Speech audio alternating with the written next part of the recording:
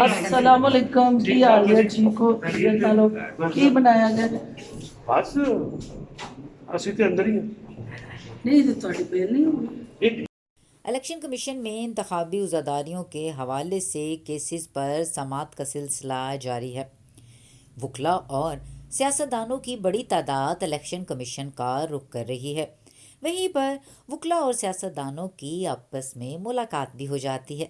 ऐसी ही दिलचस्प और ख़ूबसूरत मुलाकात फैसल चौधरी और फिरदौस आशिक कवान के दरमियान हुई। फिरदौस आशिक कवान ने फवाद चौधरी के वकील फैसल चौधरी को देख कर कहा की बनियाए। फैसल चौधरी ने मुस्कुराते हुए कहा असी ते अंदर ही हाँ। फिरदौस आशिक कवान ने दोबारा पूछा तुसी इलेक्शन नहीं लड़िया किसी हल्के तो। फैसल चौधरी ने जवाब दिया तुसी करन देंदे हो तुसी डाडे ही नहीं हो। अस्सलाम वालेकुम की हाल है ठीक हो नालो की बनाया गया बस ਅਸੀਂ ਤੇ ਅੰਦਰ ਹੀ नहीं तो ਤੁਹਾਡੀ बेल नहीं होगी ਇੱਕ ਨया ਵਾਲਾ इलेक्शन किसी भी कंटेस्ट नहीं किया ਤੁਸੀਂ ਡਾਡੇ ਹੀ ਇੰਨੇ ਉਹ ਕਰਨ ਦਿੰਦੇ ਹੋ ਕਿਸੇ ਨੂੰ फिरदौस आशिक कवान की पुलिस एहलकार को तमाचा रसीद करने से मुतालिक केस पर भी समाअत हुई। फिरदौस आशिक कवान ने तहरीरी तौर पर माफ़ीनामा जमा करवा दिया। मिमरान ने कहा कि आप कौन होती हैं कानून को हाथ में लेने वाली। फिरदौस आशिक कवान ने कहा जो कुछ हुआ गलत हुआ, कानून का काम था मुझे तहफ़्फ़ुज़ देता, हजूम मुझे हरासा कर रहा था, पुलिस तमाशाई बनी हुई थी। इलेक्शन कमीशन ने फिरदौस आशिक कवान के पुलिस एहलकार को थप्पड़ मारने से मुतालिक केस पर फैसला महफूज कर लिया। फैसले के बाद फिरदौस आशिक कवान ने बात करते हुए मौजूदा हालात के बारे में कहा कि जिस तरह से पीटीआई ने वाज़िया अक्सरियत हासिल की है, उनका कहना था कि एक तरफ जोश था दूसरी तरफ होश, तो जीत जोश गया। लेकिन उसके साथ साथ एक और बड़ी पते की बात भी उन्होंने बता दी कि असल जीत उसी की होगी जो इलेक्शन कमीशन नोटिफिकेशन करेगा। मतलब इलेक्शन कमीशन जिस रफ्तार से उम्मीदवारों के नोटिफिकेशन कर रहा है, हालांकि केसेस अबे ज़ेरे समात हैं, तो उस तरफ भी फिरदौस आशिक कवान ने इशारा कर दिया। उसके साथ साथ फिरदौस आशिक कवान ने कहा कि जोश और होश का मुकाबला है और जीत होश की ही होगी।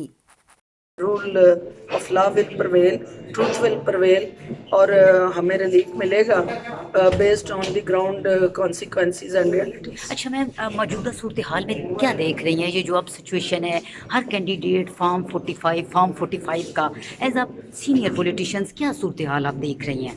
क्या ये जो कुछ हो रहा है ठीक हो रहा है? देखिए बेसिकली तो सबसे अहम बात ये है कि जो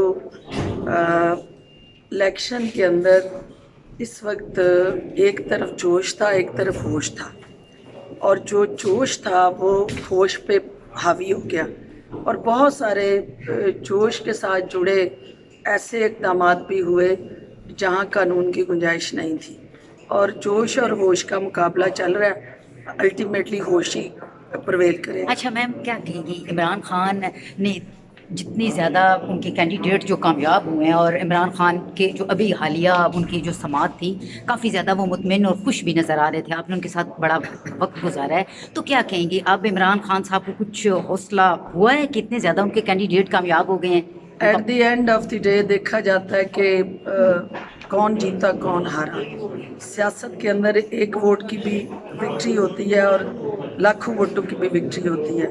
तो जो बुक है उसकी कह लें इलेक्शन कमीशन के नोटिफिकेशंस की, उसमें कौन जीतता है कौन हारता है दैट मैटर्स। किसी की खुशी और सेलिब्रेशन मैटर नहीं करती। फवाद चौधरी के हवाले से बताइएगा कुछ, जिस तरह से उनको नहीं लड़ने दिए गए, इलेक्शन भी नहीं लड़ने दिया गया, उनकी फैमिली को भी मुश्किलात का शिकार थे।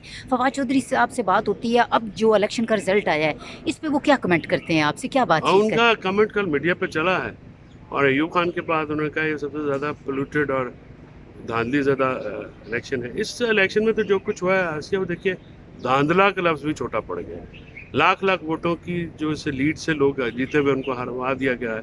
देखिए इस किस्म के इलेक्शन जिस तरह से करवाए गए, ये बतौर वकील बतौर शहरी मैं समझता हूँ कि इससे भयानक कोई और चीज़ नहीं हो सकती। अगर लोगों के मैंडेट का आपने एहतराम नहीं करना تو پھر سسٹم نہیں چل سکتا.